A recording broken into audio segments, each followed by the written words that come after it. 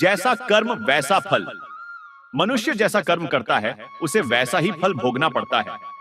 आज की यह कहानी इसी बात पर आधारित है कि मनुष्य को कौन सा कर्म करने पर कौन सी सजा मिलती है, या फिर यह कह लीजिए मनुष्य जैसा कर्म करेगा उसे वैसा ही फल मिलेगा। अगर आप इस कहानी से कुछ सीखना चाहते हैं तो इस कहानी को पूरा जरूर देखिए। तो चलिए कहानी को शुरू करते हैं। हिमालय की गोद में बसे छोटे से गांव में रघु अपने परिवार के साथ रहता था। रघु एक मेहनती किसान था जिसने अपनी जिंदगी में कभी भी किसी को धोखा नहीं दिया। पत्नी लक्ष्मी एक सशक्त और समर्पित महिला थी जो परिवार के लिए हर कठिनाई का सामना करती थी। उनके 3 बच्चे थे, मोहन, गीता और छोटा रमेश।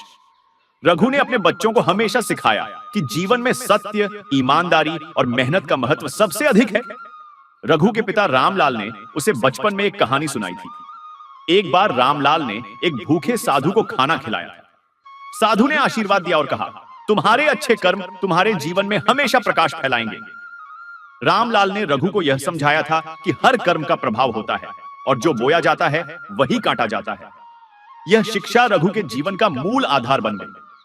हरिराम गांव का जमींदार था जो अपनी चालाकी और लालच के लिए कुख्यात था। वह गरीब किसानों को उनके अनपढ़ होने का लाभ उठाकर धोखे से उनकी जमीन छीन लेता था। हरिराम के इस व्यवहार से गांव में भय और असंतोष का माहौल था। रघु ने हमेशा हरिराम की चालाकियों का विरोध किया, लेकिन उसकी सच्चाई ने हरिराम को नाराज कर दिया। हरिराम ने रघु के खिलाफ साजिश रचने की ठानी। उसने अपने आदमियों के माध्यम से रघु के खेतों के नकली कागजात बनवाए और पंचायत में दावा किया कि रघु ने उसकी जमीन पर कब्जा कर लिया। पंचायत हरिराम के प्रभाव में आकर रघु के खिलाफ फैसला सुनाती है। रघु और उसका परिवार इस अन्याय से टूट जाते हैं। रघु ने हार मानने के बजाय न्याय की लड़ाई लड़ने का निर्णय लिया। उसने गांव के बुजुर्गों और अपने दोस्तों से मदद मांगी। महीनों की मेहनत और लगन के बाद उसने हरिराम की धोखाधड़ी के सबूत जुटाए। इस दौरान रघु ने कई रातें जागकर यह सुनिश्चित किया कि उसके प्रयास विफल न हो।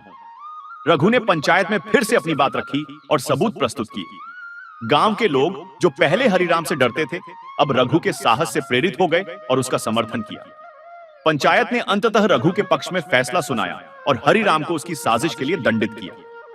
हरिराम के बुरे कर्मों का परिणाम उसे कठोरता से मिला। उसकी संपत्ति जब्त हो गई और गांव वालों ने उसे बहिष्कृत कर दिया। हरिराम का अकेलापन और पछतावा उसकी अंतिम सजा बन गया। गांव में एक विधवा महिला सुधा अपने बेटे अनमोल के साथ रहती थी। सुधा ने सिलाई और कढ़ाई का काम शुरू किया ताकि वह अपने बेटे को शिक्षित कर सके। अनमोल ने अपनी मां के संघर्षों से प्रेरणा ली और पढ़ाई में अव्वल रहा। जब वह बड़ा हुआ तो उसने गांव में एक पाठशाला खोलने का निर्णय लिया। अनमोल ने अपनी पहली कमाई से गांव में एक स्कूल बनवाया। यह स्कूल न केवल बच्चों को शिक्षित करता था, बल्कि उन्हें नैतिकता और अच्छे कर्मों का महत्व भी सिखाता था। सुधा और अनमोल की यह पहल पूरे गांव के लिए प्रेरणा बन गई।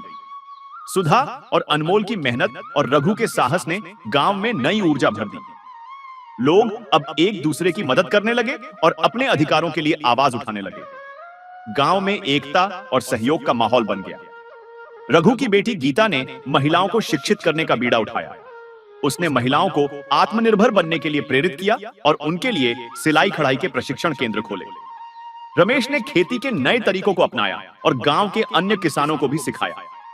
रघु ने अपने बच्चों और गांव वालों को यह सिखाया कि अच्छे कर्मों का फल हमेशा मिलता है, चाहे कठिनाई कितनी भी बड़ी क्यों ना हो। सत्य और मेहनत की राह पर चलने से जीत अवश्य मिलती है। निष्कर्ष, यह कहानी हमें सिखाती है कि जीवन में अच्छे कर्मों का महत्व सबसे बड़ा है। बुरे कर्मों का परिणाम भले ही देर से मिले, लेकिन वह अनिवार्य होता है।